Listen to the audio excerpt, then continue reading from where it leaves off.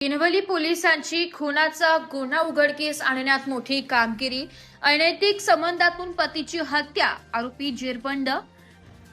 ठाणे ग्रामीण पोलिसांच्या स्थानिक गुन्हे शाखा आणि किनवली पोलिसांनी संयुक्त कारवाई करत शहापूर तालुक्यातील खुनाच्या गुन्ह्याचा अवघ्या काही दिवसात छडा लावत मुख्य आरोपीला अटक केली आहे।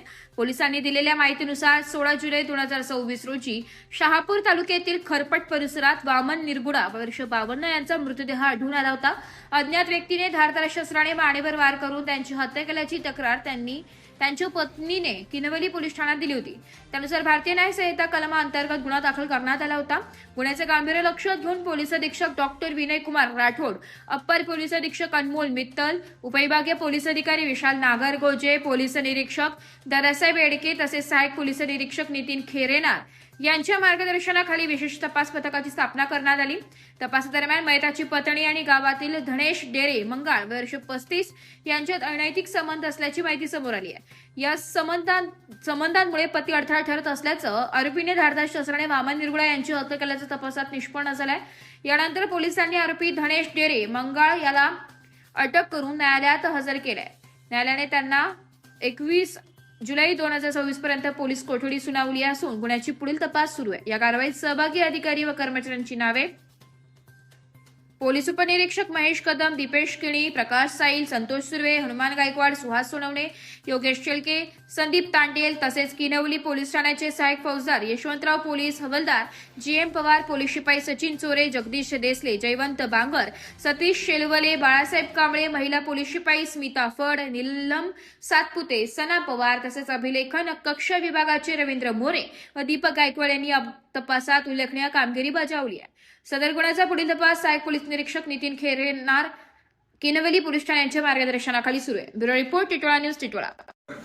किनवली पोलीस स्टेशनच्या हद्दीमध्ये शहापूर तालुक्यामध्ये खरपत नंबर 1 गाव होता। तिथं एका व्यक्तीचा मृतदेह आढळला, ज्याचं नाव होतं वामन आलो निरगुडा, 52 वर्षाचा होता आणि त्याच्याबद्दल तक्रार जी आहे त्याच्या पत्नीने दिली।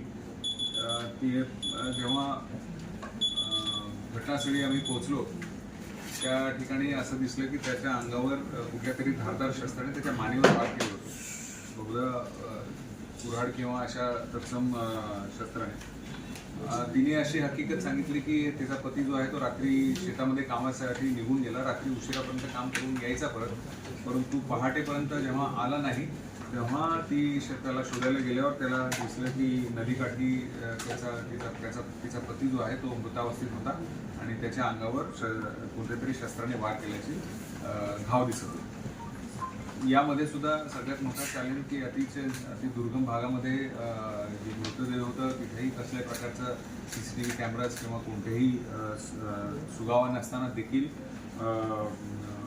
किनवली पोलीस स्टेशन त्याचबरोबर LCBच्या स्टाफनी तांत्रिक विश्लेषणाच्या आधारे एक संशयित इसम जो होता ज्याचं नाव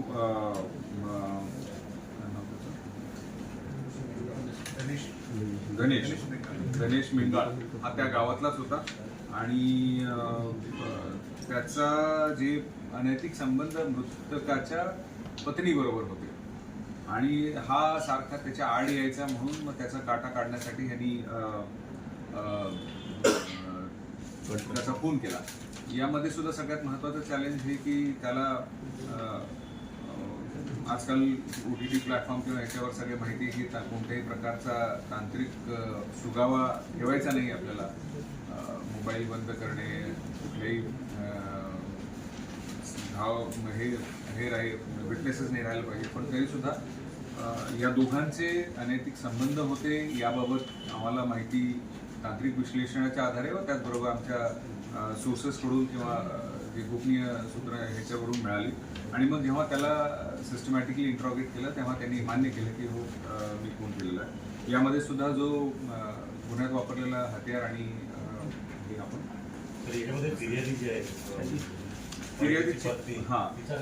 तिचा रोल नाही, संबंध होते यात काही वाव नाही, याच्यात काही दुमत नाही, परंतु मर्डरमध्ये तिचा रोल नव्हता। हा ह्यांनी स्वतःहून केलेले कारस्थान